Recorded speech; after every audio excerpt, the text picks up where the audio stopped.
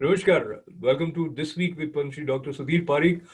In this show today, we will focus more on US presidential election, but there is much more that we would learn from someone who has served Indian American community for last 40 plus years as philanthropist as well as a successful physician, and he is very well decorated by Indian government as well as here with recognitions like Ellis Island Award or Padma Shri. And sitting where you are, Dr. Sudhir Parikh, when you look at this year's presidential race, what do you find unique this time around? Well, the unique is usually at this time that there will be a lot of public meetings, public campaigns, a lot of gathering, a lot of traveling by presidential candidate all over the country, crisscrossing the country, right, north, south, west, east. But this time, because of the pandemic, unfortunately, everyone's movement is restricted. So it's completely different game. So still, even today, when only 40 days left for election, people do not have much ideas about president's Democratic opponent, Democratic nominee, Vice President Biden, because Vice President Biden left office 4 years ago, and after that, people has not seen him that much.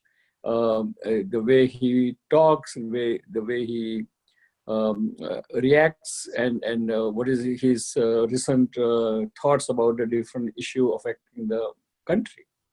Absolutely, absolutely. And this is for the first time that because of the pandemic, both candidates won't even shake hands. Now, before we talk about incumbent President Trump, let me learn about your impressions with the hopes that people have from Democratic candidate Biden. Where do you see lies his strong point? They are projecting him as workman's icon. Well, usually, conventionally, Democratic Party always claims that they are for workman's icon or workman's representative. But when you see a Democratic administration, sometimes it doesn't turn out to be or pan out to be true. So, of course, right now he tries to present himself as a icon for the working class, for a needy class. He wants to act as a Robinhood to take the money from the successful rich people and give it to the people, those who needs more help. Obviously, but that has also two sides of it. Sometimes if you give too much of help, then you kill the incentive, and that is completely contrary to American fundamental basis that America stands for the free society, free market, and free entrepreneurship. Doctor, when you mention what you just said, reminds me probably you perceive Democrats tilting more towards socialism, but then capitalism or free market, free opportunity to grow has led to a situation where we hear President Trump is blamed for having evaded taxes. And the recent data shows that probably he didn't pay any tax for 10 years. And last 16 or 17, he paid tax only $750. Do you think this is going to play against him? Probably not, because whatever tax manipulation his accountant or CPA has done, probably it's well within the legal rhyme and legal parameters. So it's hard to, I mean, we don't know detail of the whole thing, so I should not comment on that much. But I can say that obviously, if you look at anyone's, we all, I mean, whatever legally allowed, like mortgage deduction is allowed, travel deduction is allowed, this allowed, that allowed, some losses are allowed, right? So if it is so, which was done within legal parameters, and there is no unusual activity, then I think it won't affect the election, because everyone can relate to themselves. And as long as you are doing everything legally and legitimately, then of course it won't affect the election unless something comes out showing that it is not legitimate. So that is going to take a long time. Actually, by that time we'll be over elections. So it may not matter much for electorate at this Bottom line moment. is, I don't think it matters much, really speaking. So, of course, they're as a position, they need to make hue and cry for whatever they feel may work in their favor. But we are talking before first presidential race. But in general, the one who moderates, do you see he plays a significant role? Like for this time in the first presidential debate, the moderator will be Chris Wallace from Fox, and Fox is known to be pro-Republican, and they have had good words for Trump many times. Do you see the moderator plays objective role, or it may favor one or the another candidate? I think the moderator, like Chris Wallace, or even what do you call Dan Rather, or and I mean Cooper, or what do you call George Stephanopoulos. They all are in a category where I think they uh, do not play any partiality or partisan politics, because they are at different level of their journalistic career, and people are trust them so much. So I think they always remains neutral, So now talking and about they do not let their own view or own belief come into the picture. Now, Dr. Saab, talking a little bit about preparation that goes before presidential debate, and as you are aware, among those who are helping President Trump prepare are New Yorkers and uh, former governor of New Jersey, Chris Christie, as well as Rudolph Giuliani are also in that team. If, let us say, you were a part of that team, then what might have been your top suggestion for President Trump based on the way you have seen him in previous debates? Well, I would say that he should stick to the subject without going kind of sideways, and keep all the debate and discussion very civilized, very calm, and very intellectual, so it can appeal to the audience.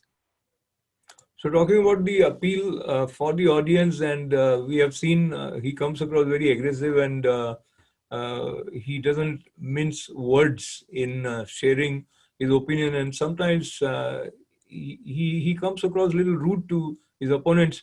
But the themes that we have heard are chosen in this debate by Commission on Presidential Debates includes the reference of the Supreme Court, and this is a recent development. So how do you see what would be the justification from President Trump for his rush in this matter?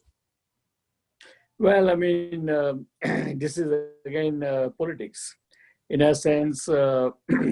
When it's a legitimate politics, because the Constitution says that sitting president has right to nominate the candidate while they are in the office. whether it's 4 weeks away from the election or 2 years away from election. Then Senate and Congress has to decide, or Senate has to decide whether that nomination should go through or not. And therefore, president's prerogative or is to nominate someone, and then Senate has to decide whether to pass through or not pass through. So both arguments would be there for people to judge. We'll just touch two more references which are a part of this presidential debate. One is the economy. And do you see President Trump stands tall in terms of having delivered his promises, of course, related to economic growth of America, which includes reducing unemployment? Yes, I mean, provided if this pandemic did not come through, actually just before pandemic in month of February, unemployment was less than 3%. That shows that he delivered very well. But obviously pandemic came and all the rules and regulations are thrown out, and the whole situation is uniquely unusual and abnormal. And therefore, obviously, because of the pandemic, because of whole medical situation, health situation, we could not, no administration can do anything but wait till pandemic gets over. And so the unemployment went up, obviously. But again, the good thing I think he did is, even though unemployment went up, he gave a lot of fund to the small businesses, gave special money to the people who lost their job, because not only they get only their unemployment, but they got only another what I understand is about $600 per week extra, and that really helped everyone in reality. So I think he did best he can do. I think it's almost $3 trillion aid he gave to the to keep the people afloat, and I think it was commendable, and that's why even people, those who lost their job or who could not go to the job because of pandemic, they survived. Absolutely. Of course, absolutely. everyone has a hard time, but still they survived. Absolutely. And that would go in favor of President Trump. But let us look at it from Democratic nominee Joe Biden's point of view. Have you heard of any different approach which Biden is offering for American economy? Where can he score more as compared to President Trump? Right now in economy, I think President Trump is still probably overall is very strong than Biden because of whatever he did. Because see, what are the other options we had, and other than government has to extend the help, monetary help to all those who were unemployed, all those who cannot go to work because of the viral situation, and all those who all those businesses lost the clients because of the pandemic. So I think overall, economic side of the pandemic, I think, was handled pretty good. But other side is a different story. So talking about different story and briefly touching on another sensitive issue with which opposition would try to corner President Trump relates to race relationship and violence which erupted in certain cities. Do you see it is going to make any adverse effect on President Trump's claim back to White House? Yes, logically speaking, yes, it will make adverse effect on Trump's re-election. A lot of people will be mad at that, at the president handling that situation of race relationship, and it can be counterproductive for president, definitely. But at the same token, there are 42% of the population which believes otherwise, that all the illegal, unsocial element has to put down. So we don't know which side will win, but of course, I think on balance, president will have negative impact on because of that. And now talking about another important aspect, which would be the final point for us in today's show, that relates to integrity of elections. President Trump has mentioned again and again this postal ballot may lead to some unfair results. And there are other charges which would also be seen in the light of his statement about not easily going to give power in case he loses. So talk to me, how do you foresee, because a lot of people would be casting their votes in a different way, unprecedented. No, I mean, I agree that because of pandemic, obviously, a lot of people will casting the vote with the mail ballot. And I don't think there's anything wrong with the mail ballots as long as they have established procedure about for that, and and the counting has to be start. There has to be some deadline to get the ballots. I mean, you cannot have ballot coming after 15 days and you want to count that. No, there has to be certain rule. I mean, regulations how to do and when to stop accepting ballots, and as long as that is done, then I already voted myself, and I think I can see that they have taken a lot of precaution. So there is no kind of illegality or fraud in the giving sending the ballot. So that's I don't think that will happen.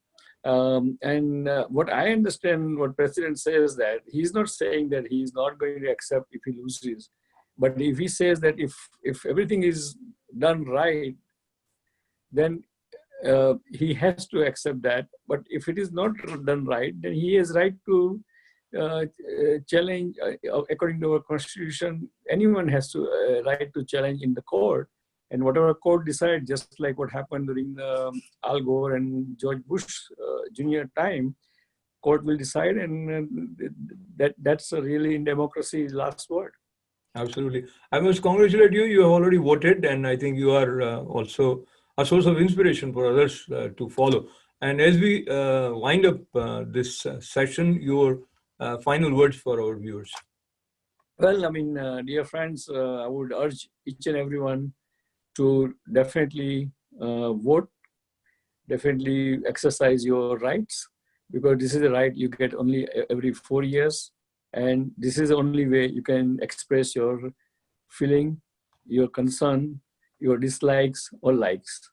So please vote and be counted in the election. Thank you. God bless America. God bless India. And Jai Hind. Goodbye.